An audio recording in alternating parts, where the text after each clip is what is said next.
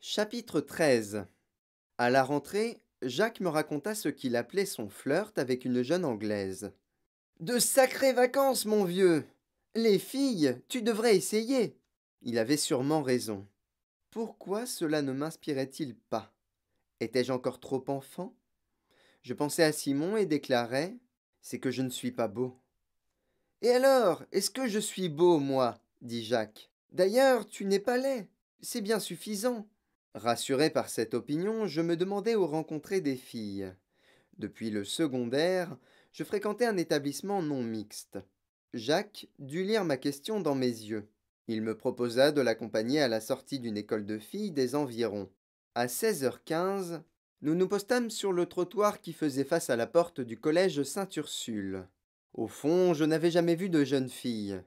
Les demoiselles de la tribune aux tombes, pour avoir survécu à la rudesse familiale, ressemblaient plus à des passionnariats qu'à ce que j'imaginais être une fille.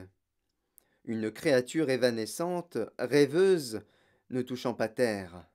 Quand les adolescentes jaillirent de Sainte-Ursule, je demeurai bouche bée. La moitié d'entre elles étaient constituées de jouvencelles si jolies que je ne savais laquelle regarder. Je me fiai à Jacques, homme d'expérience, pour déterminer une technique d'approche. Il resta immobile comme moi, éberlué par les vagues de grâce et de vitalité qui refluaient du collège. Une demi-heure plus tard, il n'y avait plus personne. Eh bien? Demandai-je. Pas fameux. Rien que du menu fretin, dit Jacques. Tu plaisantes. Elles étaient plus ravissantes les unes que les autres. Patrick, ton enthousiasme te dessert. Les femmes aiment les hommes blasés. Pourtant, aucune ne t'a regardé. Elle feignait l'indifférence. Là, j'ai préparé le terrain. Puisque le terrain était préparé, nous revînmes le lendemain. À 16h15, mon cœur battait la chamade. Le miracle se reproduisit. Les portes s'ouvrirent, libérant le passage à des merveilles de jeunes filles. Même les disgraciés ruisselaient de charme. Pour dire la vérité, n'importe laquelle eût fait de moi le plus heureux des garçons. C'est alors qu'eut lieu le drame.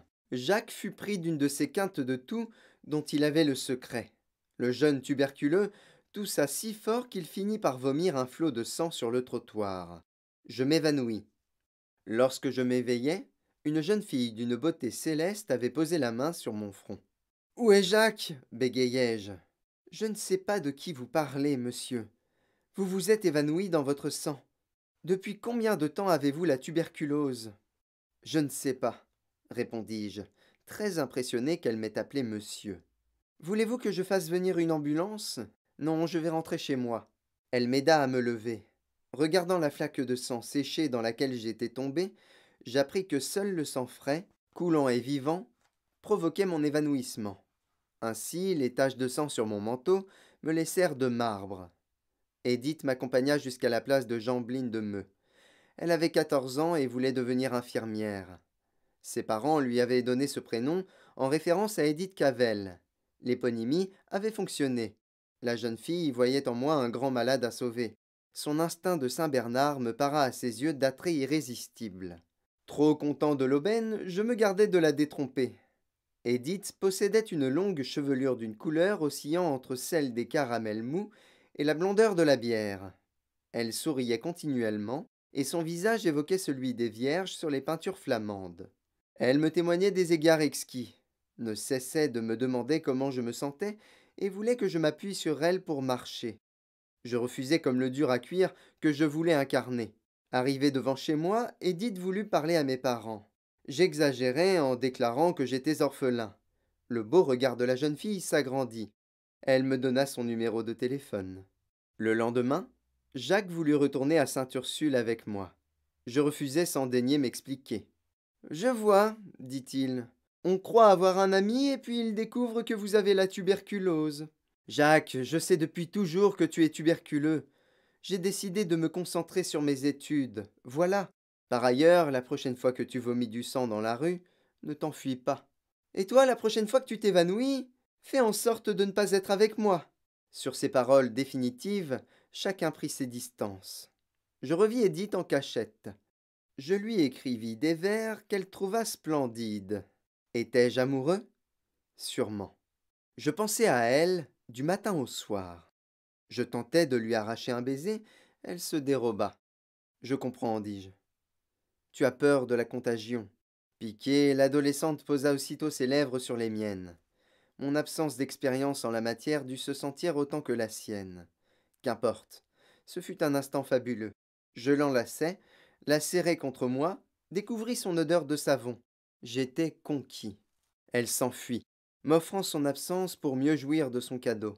Je courus me coucher sur mon lit, et regardant le portrait, m'adressai à maman en ces termes. Tu n'es plus la femme de ma vie maintenant.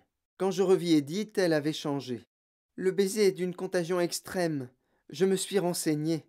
Je vais plus que probablement attraper la tuberculose, ce qui me fermera les portes de l'école d'infirmière. Tu n'aurais pas dû me provoquer, c'était déloyal.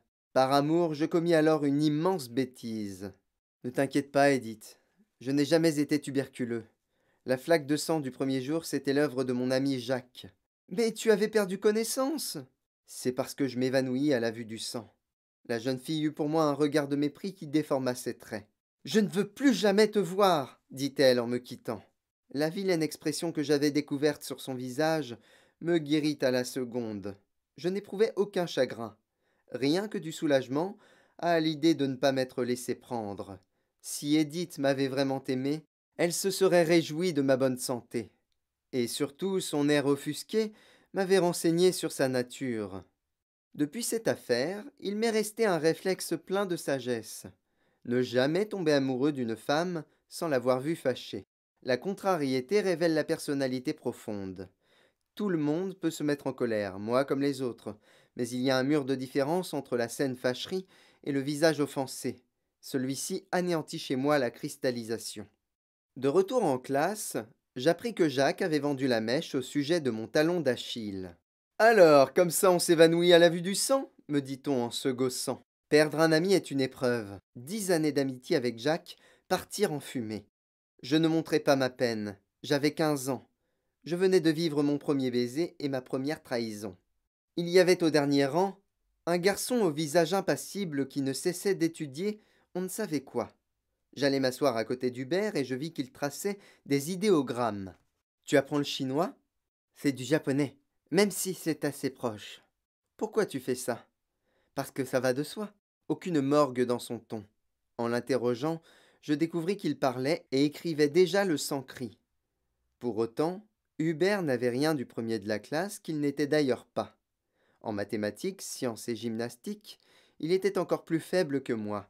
Ce qui n'est pas peu dire. Je m'évanouis à la vue du sang, ne tardai-je pas à lui avouer. C'est arrivé à mes oreilles. Tu trouves ça ridicule? Je n'en pense rien.